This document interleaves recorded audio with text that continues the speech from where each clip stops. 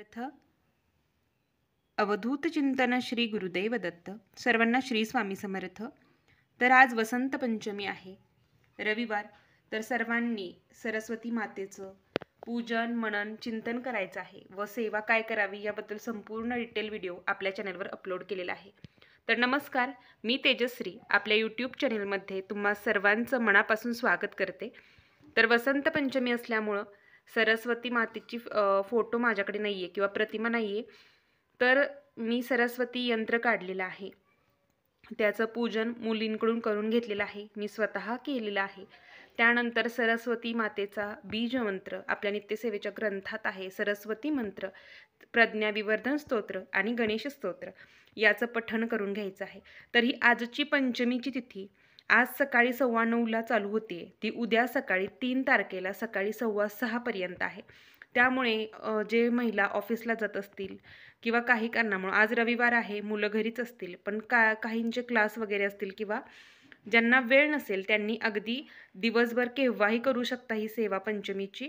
मुलांच्या जिभेवर एम हा तुळशीच्या काडीने, दर्भाच्या काडीने, तुम्हाला सोन्याच्या काडीने लिहायचं आहे. ती आजची पंचमीची सेवा आहे. तर रथसप्तमी मंगळवारी आहे. रथसप्तमीला अनन्यसाधारण महत्त्व आहे, कारण रथसप्तमी ही सूर्यनारायणांच्या सेवेतील अतिशय महत्त्वाचा दिवस किंवा उपासनेचा महत्त्वाचा दिवस मानला जातो. तर रथसप्तमीला काय सेवा करायची त्या संदर्भात आज आपण संपूर्ण माहिती घेणार आहोत. तर रथसप्तमीसाठी तुम्हाला सकाळी सेवा सांगणार आहे. त्यापूर्वी तुमच्या मुलांसाठी सूर्यनारायणांचा अतिशय प्रभावी जो मंत्र आहे, ओम ह्रीं गृणी सूर्य आदित्य श्री, ओम ह्रीं गृणी सूर्य आदित्य श्री, हा मंत्र दररोज 5 ते 10 मिनटं मुलांकडून म्हणून घ्या. यामुळे मुलांची बुद्धी अतिशय तल्लख होते आणि हा अनुभव मी स्वतः माझ्या मुलीच्या बाबतीत घेऊन पाहिलेला आहे. मुलं एकपाठी होतात किंवा एखादी वाचन त्यांनी केलं तर ते त्यांच्या लक्षात राहतं. त्यामुळे जेव्हा तुम्ही गणेश स्तोत्र मुलांकडून म्हणून घेता तेव्हा तुम्हाला दररोज सूर्यनारायणांचा हा मंत्र म्हणून घ्यायचा आहे. जे आधीपासून म्हणत असतील ते अतिशय उत्तम आहे. नसतील म्हणत त्यांनी येत्या रथसप्तमीपासून किंवा अगदी आज पंचमी आहे, आजपासून सुद्धा या सेवेला सुरुवात करायची आहे.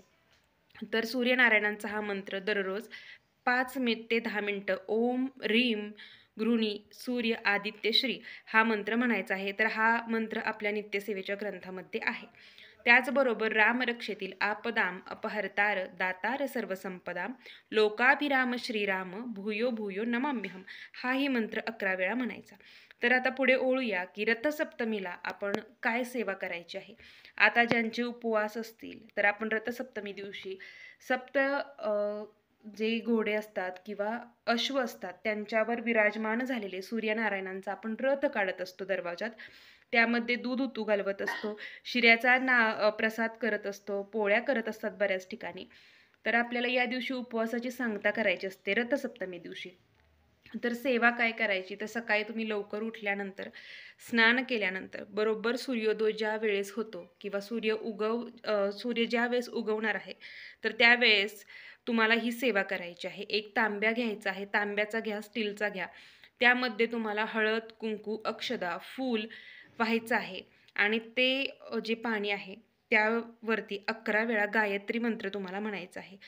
11 वेळा गायत्री मंत्र म्हटल्यानंतर तुम्हाला ते अर्ध पाणी, म्हणजे तांब्या पूर्ण भरलेला घ्यायचा, त्यातलं अर्ध पाणी सूर्याला अर्पण करायचं आहे गायत्री मंत्र म्हणून. गायत्री मंत्र आपल्या नित्यसेवेच्या ग्रंथामध्ये आहे.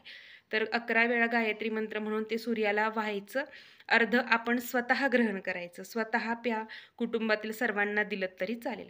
तर ही सेवा न चुकता रथसप्तमीला सकाळची करायची आहे.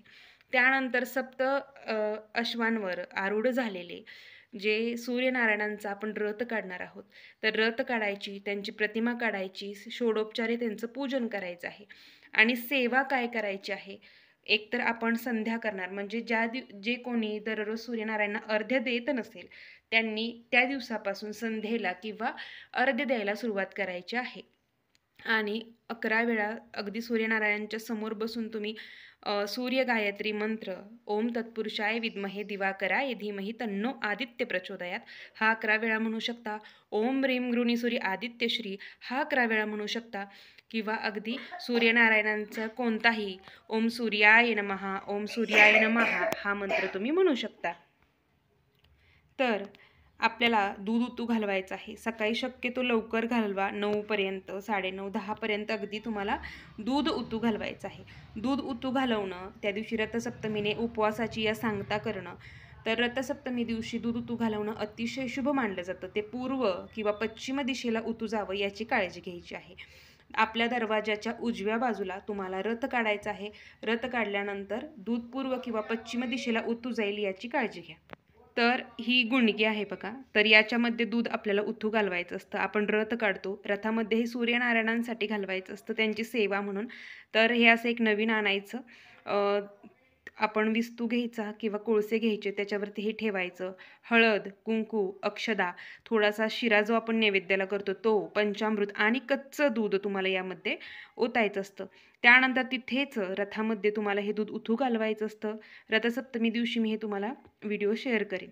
तर दूध उतू पूर्व किंवा पश्चिम दिशेला जाईल याची काळजी घ्यायची व आपल्या कुटुंबाच्या कल्याणासाठी सूर्यनारायणांना प्रार्थना करायची असते. आपल्या मुलांसाठी हे उपवास असतात, त्यामुळे मुलांच्या भविष्यासाठी ही तुम्हाला सूर्यनारायणांना प्रार्थना करायची आहे. तर ही अशी गुणगी तुम्हाला कुंभारांकडे किंवा कुठेही बाहेर मिळेल, तर ती आणायची आहे. आता हे दूध उतू घालवणं किंवा सूर्याला अर्घ्य देणं ही सेवा झाली. त्यानंतर दिवसभरात रथसप्तमी दिवशी किंवा अगदी सकाळच्या लवकर सकाळी वेळेत, जास्तही दुपार करू नका किंवा संध्याकाळ करू नका. एकतर सकाळी करा किंवा एकतर सायंकाळी सूर्यास्ताच्या वेळेस करू शकता. पण शक्यतो मी म्हणेन की सूर्योदयाच्या वेळेस ही सेवा करा. तुम्हाला 1 ते 11 वेळा आदित्य हृदय स्तोत्र पठण करायचं आहे, जे आपल्या नित्यसेवेच्या ग्रंथामध्ये आहे. त्यानंतर सूर्यकवच पठण करायचं आहे आणि जो नित्यसेवेच्या ग्रंथामध्येच आहे, जो सूर्य गायत्री मंत्र, हे पहा.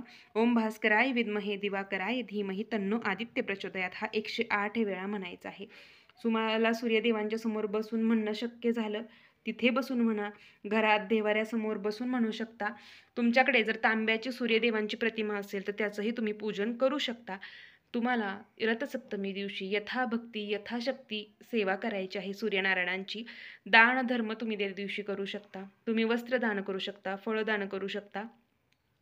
तर तुम्हाला जी जी सेवा करणं शक्य होईल ती ती करा. व शक्यतो आपण आईने मुलांसाठी ही सेवा करायची आहे व मुलं जर सेवा करण्यासारखे असतील तर मुलांकडून ही सेवा तुम्हाला करून घ्यायची आहे. कारण रथसप्तमी ही वर्षातून एकदा येते आणि सूर्यनारायणांच्या सेवा करण्याचा प्रभावी दिवस असेल तर तो रथसप्तमी आहे. त्यामुळे अवश्य आपल्या मुलांकडून या दिवशी सेवा करून घ्या. सूर्यनारायणांसारखं तेज आपल्या मुलांच्यात यावं यासाठी सूर्यनारायणांना प्रार्थना करा. तेजस्वी व्हावेत ते, त्यांचं येणारं आयुष्य किंवा भविष्य हे उज्ज्वल असावं त्यांच्यासारखं. त्यामुळे सूर्यनारायणांची सर्वांनी सेवा उपासना अवश्य करायची आहे. तर झालेली सेवा महाराजांच्या चरणी मी रुजू करते. सर्वांना श्री स्वामी समर्थ. अवधूत चिंतन. श्री गुरुदेव दत्त.